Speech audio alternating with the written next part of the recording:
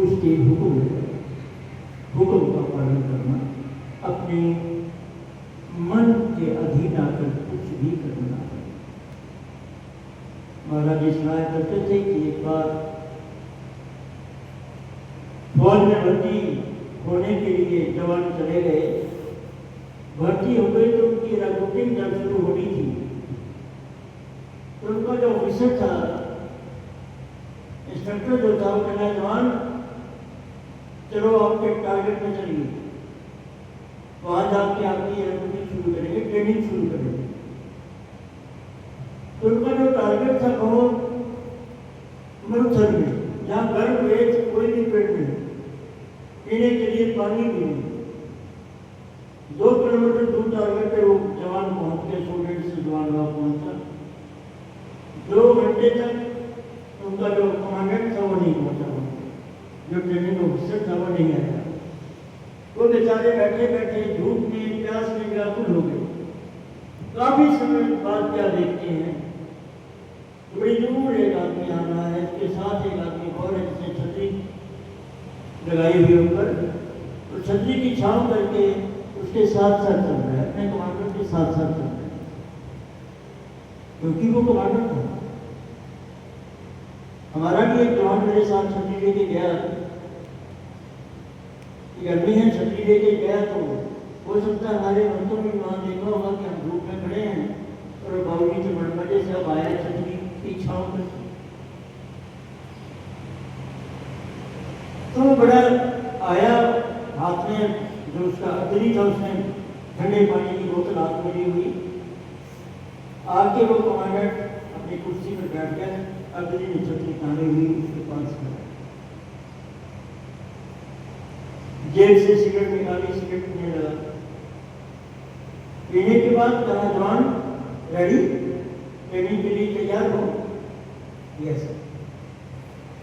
इससे पहले कि मैं ट्रेनिंग शुरू करवाऊँ आपकी, वो दूर एक पेड़ है, जरा देखिए आओ कि वो पेड़ नीम का, भाग के जल्दी आओ, ट्रेनिंग शुरू करेंगे। तो जवान भागे, कम से कम 2-2.5 किलोमीटर दूर पेड़ जो दिखा।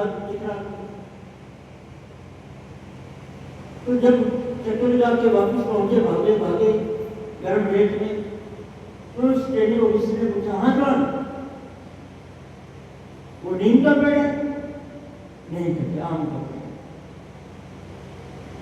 वो कमांडर फिर ऐसे करके देखने लगा, भाई जवान गलती लगी, तो धूप है, मुझे अभी भी आम का पेड़ मिला, नीम का पेड़ मिला। तुरंत भाग गया,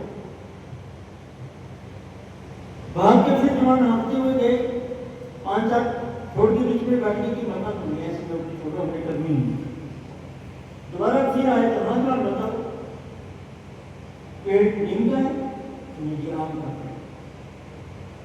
फिर ऐसे किया जवान, तुम्हें लगती है गर्मी में थोड़ा दिमाग नहीं काम करता, मुझे अभी भी वो नीम का पेड़ है। दोबारा के तो आते फिर बैठ के दोस्तों इसलिए मरना तो नहीं है, ट्रेनिंग कैसे करना, फिर भाग गया है, हाँ जवान किस चीज का पेड़? फिर ऐसे ही नहीं भगवान, मुझे तो अभी भी वो नींद का पेड़ है, 5-4 बजे निकाले, फिर भाग के गई, तो दोबारा आए, आप की हाँ जवान बताइए नींद किसी का पेड़ है, तो आपसे बताए नींद का, कहता तुम पहले कह देती, ये बात तुम पहले कह देते। जवान ये ट्रेनिंग का पहला हिस्सा है कि अपने जो कमांडर है तुम्हारा उसका हुक्म मानना, अपना जवाब नहीं देना। मैंने कहा ना वो नीम का पेड़ है, भले वो आम का था, तुम पहले ही कह देते क्या सब नीम का पेड़, तो तुम्हें ये चक्कर ना लगाना पड़ता। तो भक्ति मार्ग की सबसे पहली ट्रेनिंग है अपने सतगुरु की आज्ञा का पालन करना, ना कि मन के अधीन से। फिर तुम मनमुखी हुए सतगुरु, मन गुरु को ना। आज हमारी इस व्यवस्था में ये कमी दिखाई दी है कि भक्त अपने मन की मर्जी करते हैं, जो कहा जाता है वो नहीं करते, जो उन्हें अच्छा लगता है वो करते हैं। नहीं, तुम एक सेवादार हो, सेवा करने वाले हो, हमें अपने गुरु को प्रसन्न करना है, ना कि हमें अपने मन को प्रसन्न करना, ना कि दुनिया को प्रसन्न। ये भक्ति मार्ग का पहला पाठ। जो भक्ति इस पाठ में कामयाब हो जाता है, गुरु का हमको मानता है, वो भक्ति मार्ग पर चलने के योग्य है, जो अपनी मनमति के अनुसार, अपनी सुविधा के अनुसार या दुनियादारी को लेकर आचरण करता, व्यवहार करता, वो इस रास्ते पे तो कामयाब नहीं होगा। वो ये सोचते हैं कि मैं मंजिल पे पहुंच जाऊंगा, तो नहीं पहुंच।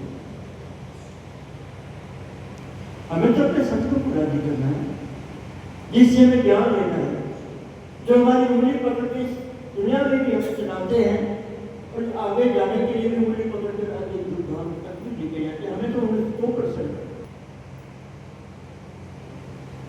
चौहान साहब भी एक सत्संग सुनाया करते थे कि शामली में कैंपस में इंस्पेक्शन के लिए बड़ा अफसर मेजर या लेफ्टिनेंट कर्नल या जनरल को लाया, साथ में मेजर साहब चला, इंस्पेक्शन कराओ हमारे कैंपस से। घूमते घूमते घूमते घूमते कहने लगे मेजर ये पेड़ किस चीज का है? बैंगन की सब्जी बहुत अच्छी होती है। हाँ साहब बहुत अच्छी होती है, बैंगन की सब्जी बहुत स्वाद बनती है, बहुत अच्छी होती है। घुमा के इंस्पेक्शन करके होते,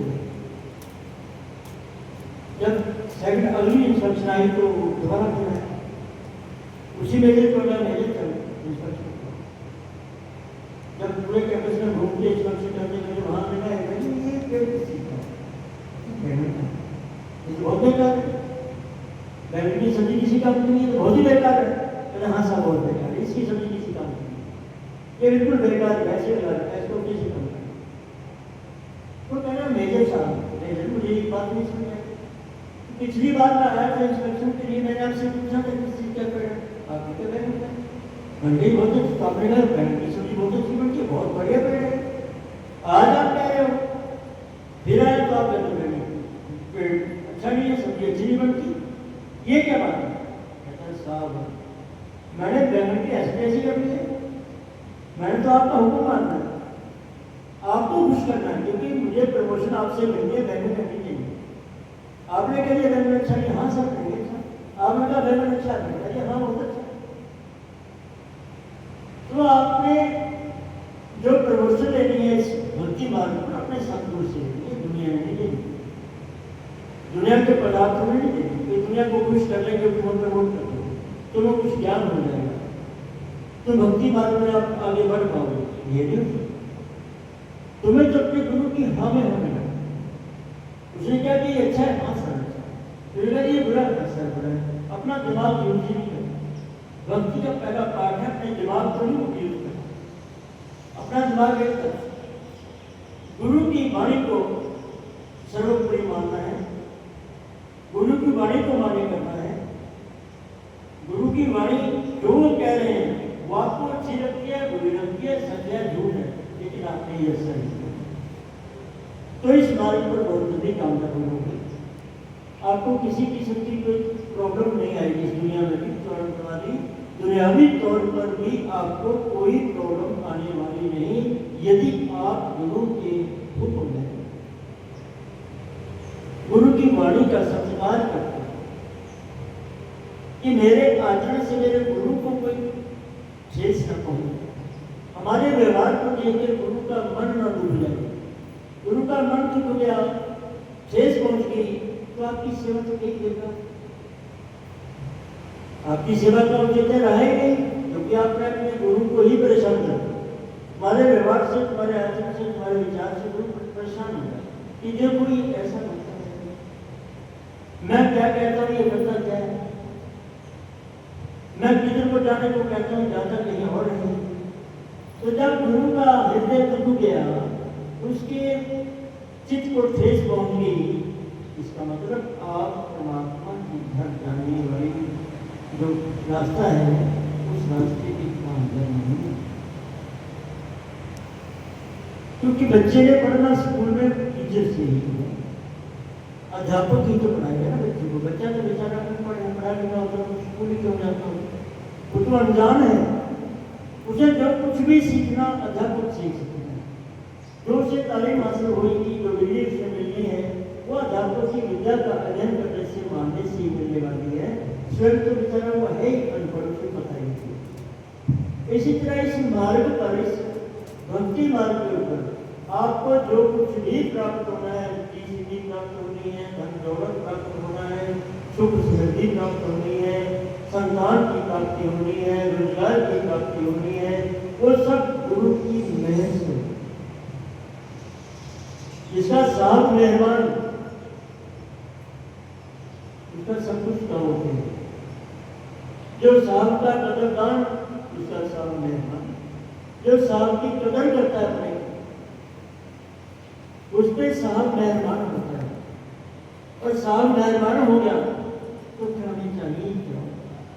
साहब ही मेहमान होगा, तुम्हारे सब दुख, हमारे सब पाप, हमारी सब दिक्कतें, हमारी सब परेशानियां, हमारी जिंदगी के विघट, हमारी गरीबी, समझो सब दूर होगी। इसलिए हमें अपने साहब को खुश रखना है, उसकी कदर करनी है, उसके हुक्म को मानना है, उसके आदेश को मानना है, उसके उपदेश को मानना है, उसके उपदेश के अनुसार आचरण करना है, व्यवहार करना है। जिसने ये सीख लिया, ये मान लीजिए कि उसका